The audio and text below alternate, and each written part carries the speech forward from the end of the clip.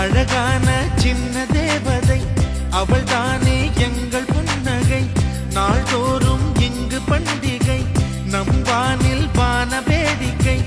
இதுபோல சொந்தம் தந்ததா இறைவாவா நன்றி சொல்கிறோம். உனக்கேதும் சோகம் தோன்றினா இங்கே வா இன்பம் தருகிறோம். சரவெடி போல் சேர்ந்து நாம் சிரிக்கலாம்,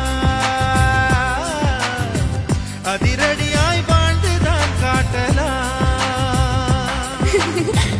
அழகான சின்ன தேவதை அவள் தானே எங்கள் புன்னகை.